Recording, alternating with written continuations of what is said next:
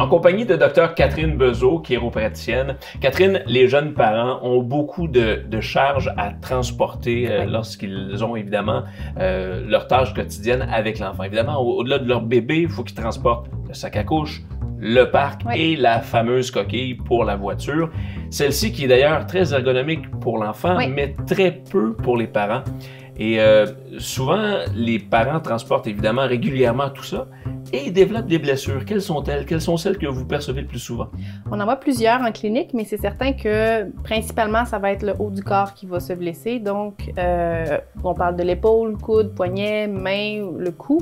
Mais même aussi, vu que c'est une charge qu'on soulève, ça va être autant le bas du dos. Donc, on voit vraiment différents types de blessures. Quels sont les conseils que vous pouvez donner aux jeunes parents ou aux parents, question justement d'éviter ce genre de blessures, des bons chirotrucs là?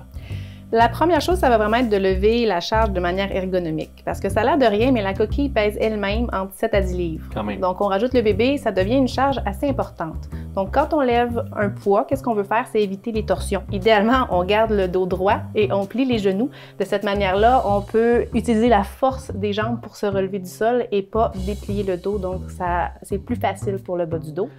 Et bien sûr, on garde la charge le plus près possible de nous. Là, on parle juste de la coquille, mais c'est rare qu'on voit un parent transporter seulement la coquille. Il y a souvent le sac à dos, peut-être le sac d'épicerie, tout plein de charges.